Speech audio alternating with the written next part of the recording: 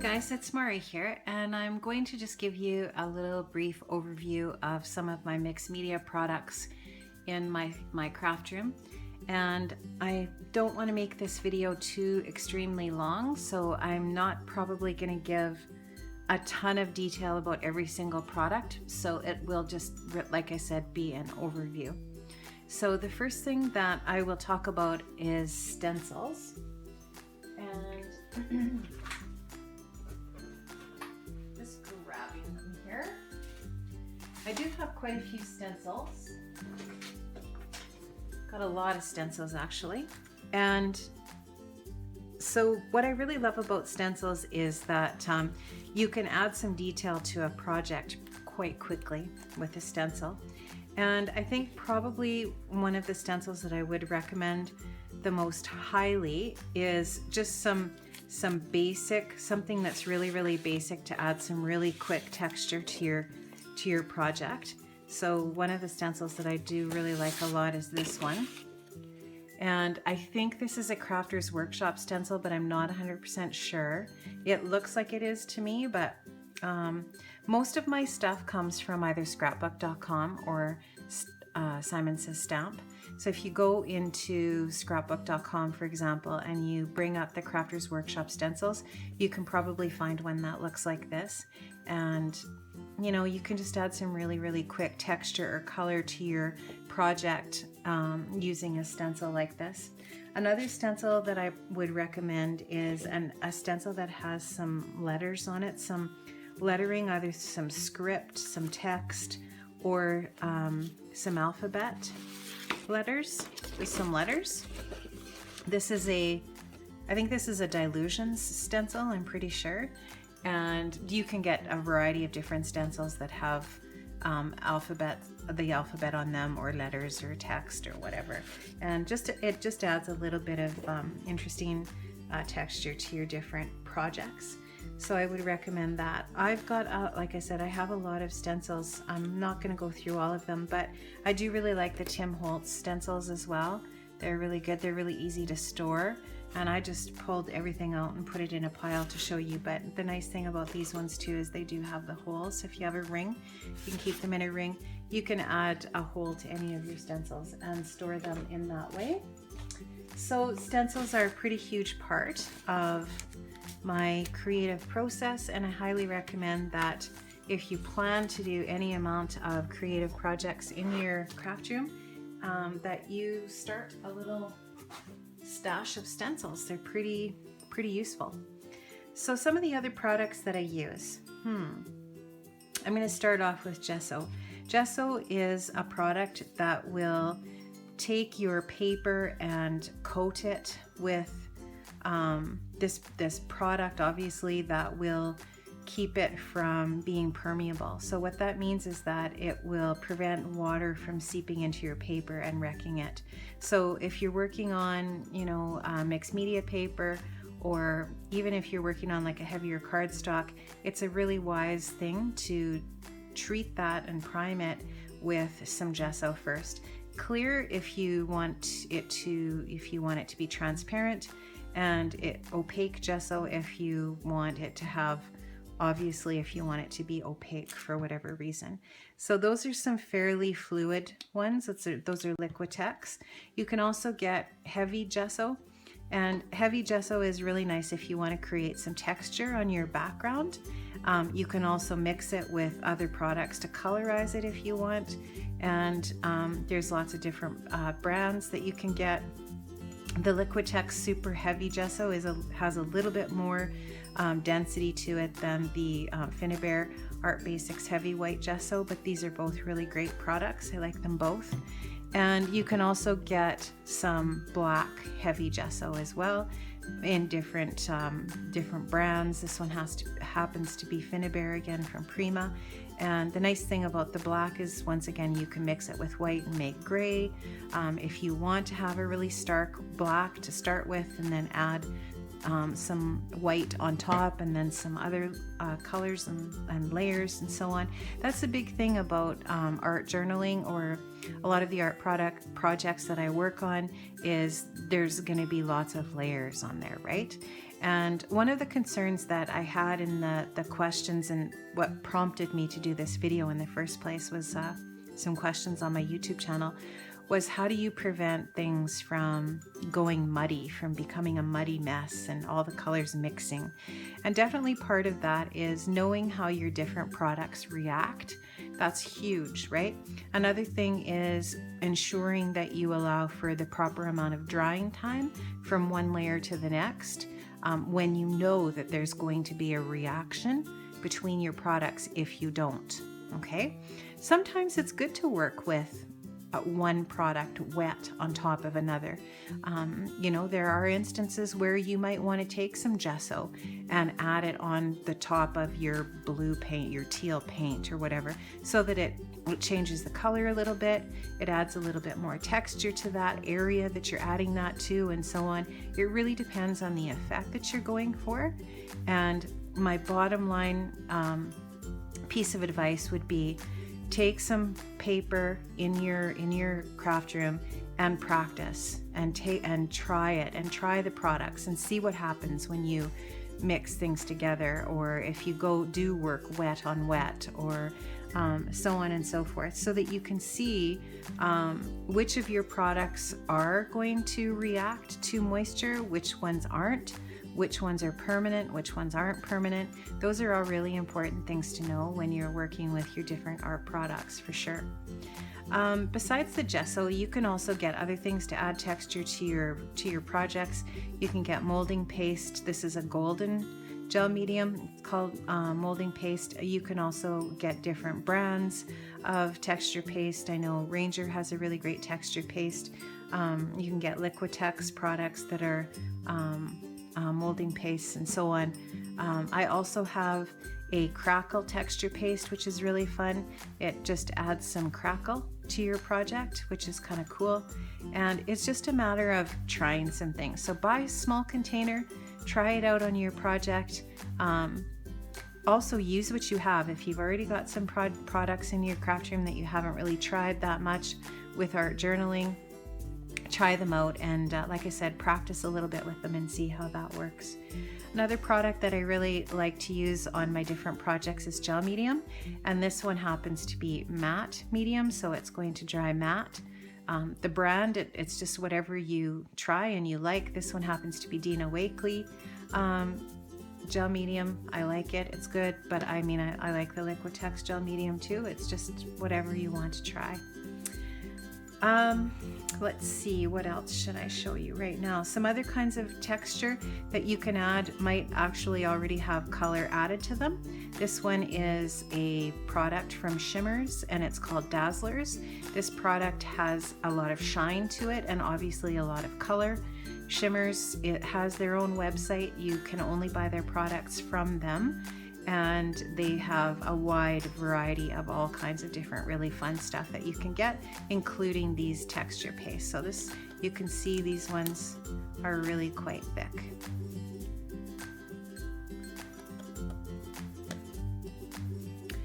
Okay, so paints. What should you do for paints? If you have some craft acrylic paints in your craft room already, start with those. Try those out. See how they're going to work for you. Apply them with a brush. Water them down with water. Use them with a palette knife.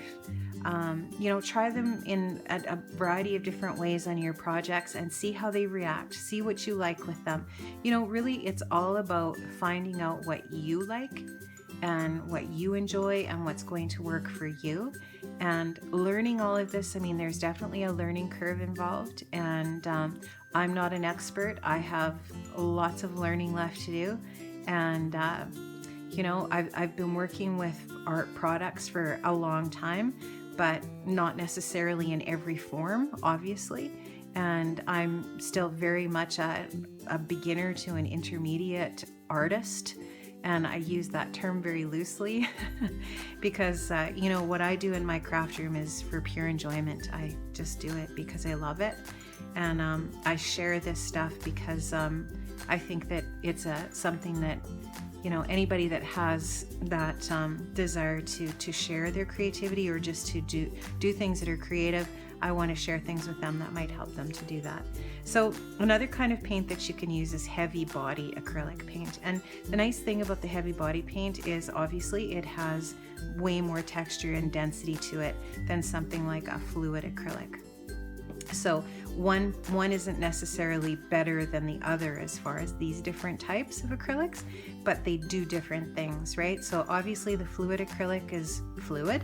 It's very light, very much lighter than something like a heavy body acrylic. Okay, so the heavy body acrylic is really thick, lots of viscosity, and you can see where it would be really fun to use that with a palette knife or something like that. You can get lots of texture, but you can also just simply add color with this too, right? If you're just going for color, you know, you might want to use just like a really cheap acrylic paint that's thinner. Golden fluid acrylic paints are not cheap. I'm pointing at this, but this is not cheap. These little bottles, about 1 ounce, cost me anywhere from $6 up for this little guy, right? Depending on the color. I think the quinacridone colors are quite a bit more expensive, and I don't think I've branched out to buy any of those yet for that reason. Anyways, so heavy body acrylics, great products. You can also get the dilutions paints, which are so vibrant and beautiful and have such a wonderful array of colors. I love this paint. It's blendable acrylic paint, and that's exactly what it is.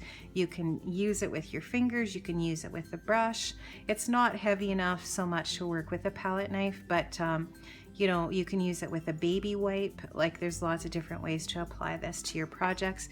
And you can also get the sprays as well. This color is vibrant turquoise, and this one is calypso teal. And you can get the different sprays and so on that I'm sure that there's sprays that match these paints, but I don't have all of them. So I have all of the paints, I don't have all of the sprays.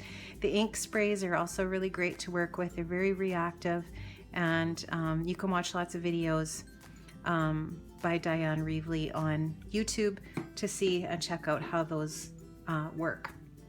You can buy all kinds of other products, obviously, to add color, like these Inca Gold products from Viva Decor.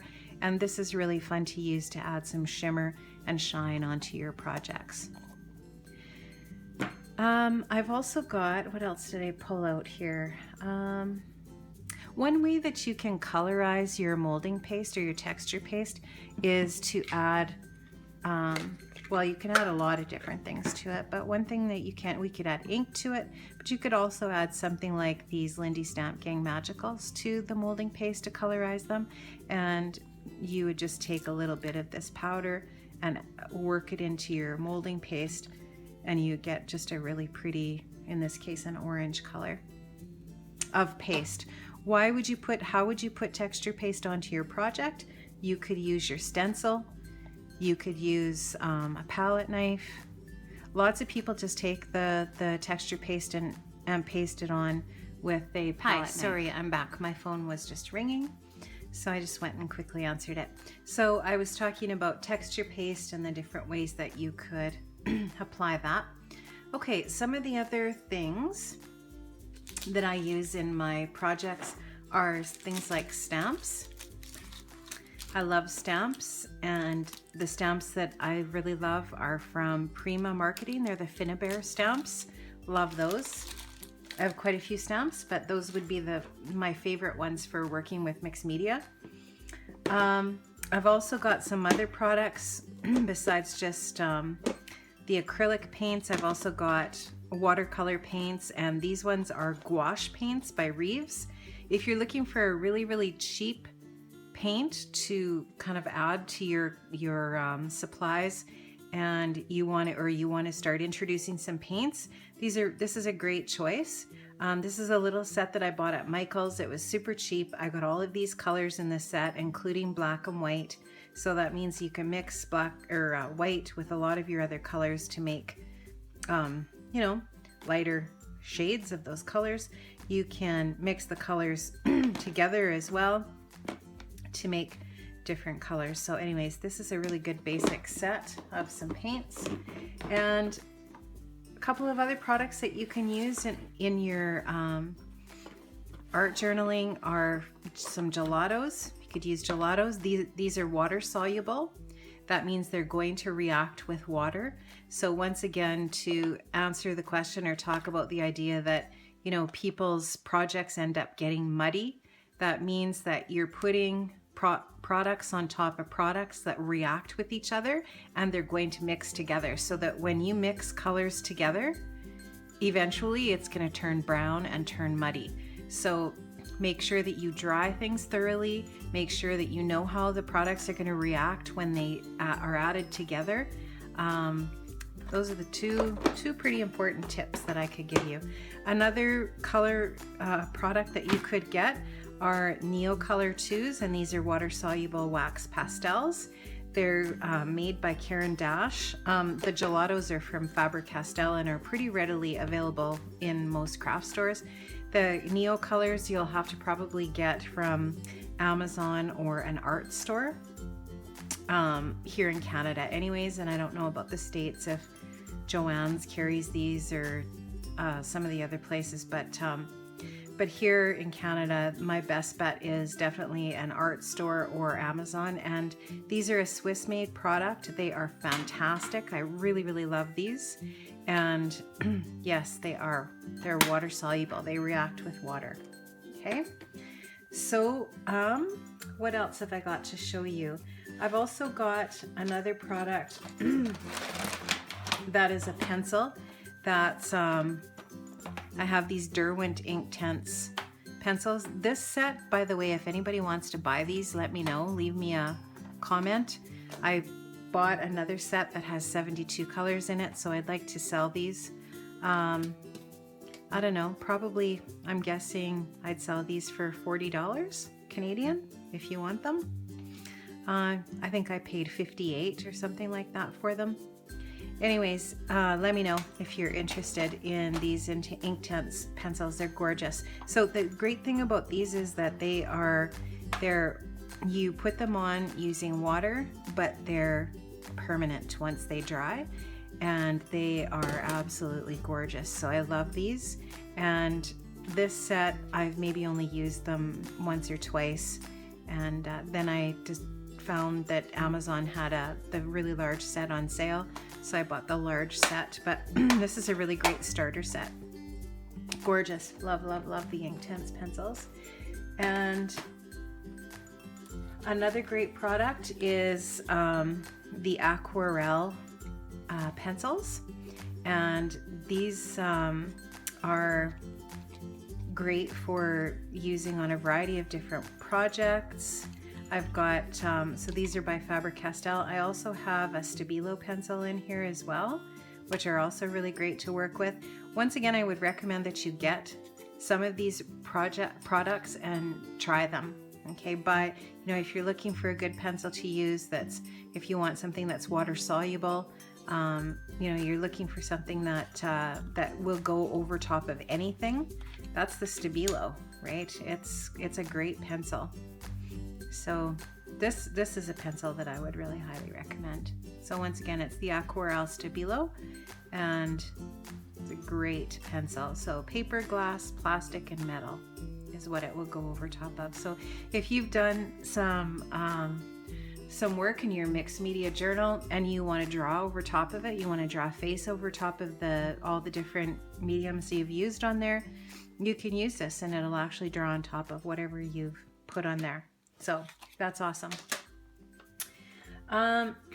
Also, the person that was inquiring about mixed media asked about pens and markers. And once again, there are so many different products that you can get.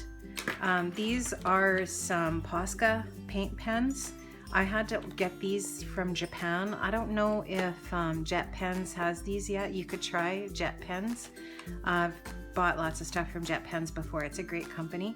But these are Japanese. I think they came from Japan, Asia, somewhere. I think these were from Japan though.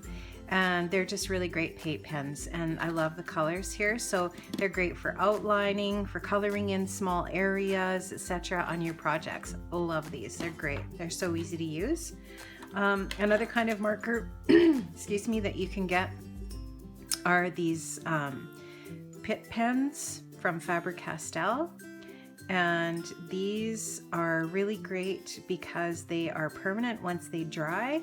You do have a little bit of time before they dry to blend them and work with them a little bit, but these are the big brush pens, which are great. They have a really nice big tip on them, which is fantastic. And these are India ink in these pens, so they dry permanent, and you can get them in lots of colors, and those are awesome. Another really great line of markers are the Tombow markers, and these are water-based, so they're blendable, they're acid-free. I have a few different sets of those. I really love working with those on watercolor paper too. They're really nice. And I also have the landscape palette, the primary palette, and then I have the portrait palette. I would love all of the Tombow pens, but anyways, if only I were to win the lottery, right? This is a really great pen to work with in your journals. This is a Permaball, and it's from Pilot. This is a medium tip, but this is really great for doing doodling, squiggly lines, and so on your projects. And just looking for a scrap piece of paper here. So you can see that one gives kind of like a thicker line, but it is, like I said, it's waterproof, it's permanent, so that's a good feature. This is a Acro Ball from Pilot, and it's a 0.5, and really nice and fine. I like these for journaling and writing and or outlining and stuff too, so that's great. Another really great pen is the Food Ball pen.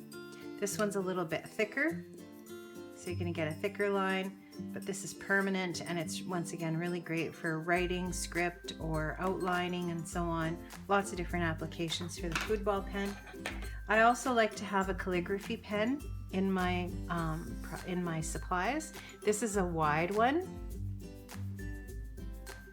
Okay, so there's the wide. And I have a narrow one like that too. This is an Edding 8400 marker, and it writes on a lot of different stuff. And this one's quite fine, but you can see that it's thicker than this Permaball. It's thicker than the Permaball, which was the thickest one that was on there before. Okay. And then for sketching and drawing, I have this graphic gear pencil from Pentel, and I'm pretty sure I got that from Jet Pens. That's really nice for drawing. And gosh, what else? I just brought out this little Derwent set of charcoal pencils, but that's not necessarily a must-have. And then I wanted to show you the different journals. There's a variety of different journals that you can use for your projects. I've got the two different sizes of the Dilutions. I don't have the square one, the 8x8 one, but I do have the 5x8. And I think this one is maybe 9x12 or something like that. And these are nice. I mean, they've got the paper that's in them is kind of like almost like a manila tag. It's fairly thick, and I'm not exactly 100% sure what the weight of the paper is. It probably says on here somewhere. I don't see it, but you could probably find that information out somewhere if you just Googled it, but it's pretty thick. I mean, I do gesso my pages, and I often will tape the binding just to prevent the products from running onto another double page spread or into another signature of pages. in that book. Other books that I have, another type of book that I have is this one, and I think this is new. I don't think I've started this one yet. This is the Strathmore Mixed Media books that you can get at Michael's, and these are really nice. I like that they're bound like that. That's quite nice. And something that I just recently got that I haven't tried yet is this one. This is by, it's not going to be very helpful if I can't tell you who the manufacturer is. Pentalic, Pentalic. And what I loved about this is that it's, well, first of all, I love the size of the paper, which is 11 by 14. It's 140 pound cold press watercolor paper in here. So if you want to do any watercoloring, this is a really great book. I love the format of it. So you could do landscape or you could do portrait in this, and it's coil bound, and I really love the size of the paper in there. And I mean, there's so many options, right, for paper and books. There's a lot. You could also, at Michael's, you can get the Strathmore watercolor books. This one I got at an art store. I didn't get it at Michael's. I really love the size of this. This is cold pressed again. It's 140 pounds, but I just love the shape of this, and I thought this would be really nice to do some watercolor pictures and then have them get them matted and framed. And you could do a series maybe of 3 and stack them on your wall. I don't know, I like that. I like the format of that. So I hope that this video was helpful. You know I didn't cover absolutely all of the bases, mixed media, art journaling, art in general. There's a lot. There's a lot to learn. There's a lot to know. If you're just a beginner, get some basic supplies. Get some gesso. Get yourself some brushes. That's one thing I didn't show you. I could talk about brushes just briefly here. These are some watercolor brushes. Those are some new ones that I just got. You know, there's a lot of great brushes out there. You don't have to have fancy brushes. I did get these Art Basics Primo ones fairly recently, and I haven't tried them yet, but they're new ones, and they've got the different tools on the end that you can use to put some texture and so on onto through your different medium that you're using. I really do like these ones. These Dina Wakley's are good. They're really good basic set, and you can get, I think you get 3 in that set. So these are some good ones. Dina Wakley media paint brushes, just for the beginner. This would be a really great set to get. You can get just some cheap ones at Michael's too. Like, don't spend a lot of money on brushes when you're just starting out. Like, get some El Cheapo brushes like this that, you know, it won't be long and the ferrule will get loose on them and stuff like that. But I probably only paid like $3 for that brush, right? It's pretty cheap. So when you're just starting out and you're just kind of learning and trying to figure things out, you don't have to spend a bunch of money on brushes. These Princeton Neptune brushes are a little bit more money. Like I said, these ones are watercolor brushes, and they are really nice, and I spent a little bit more money on those ones.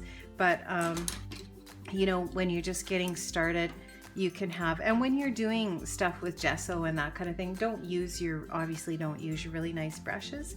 Use some El Cheapos so that you don't wreck anything that you've bought that cost a little bit more money. And I could probably talk for quite a bit longer, but I don't think I'm going to in this video. If you've got questions, leave them down below in the comments. If there's some things that you still have questions about that you're wondering about, I have a few art journal videos on YouTube. I don't have a ton. Like I said, or maybe I didn't say, but I will say it now if I haven't said it. I do work full time, and so I just kind of work this all into the spare time that I have. as far as the videotaping goes. Like, you know, I don't videotape everything that I do. I don't have time for that. But when I do have time, I love doing that, and I love sharing different projects. But I'm by no means an expert. There are a ton of people on YouTube that you can also watch and get a lot of really great ideas from, and just enjoy your products, enjoy yourself in your craft room, and just really just enjoy the process. That's the most important thing. So I hope you enjoyed this today. I hope this was helpful, and I'll see you another time. Bye-bye.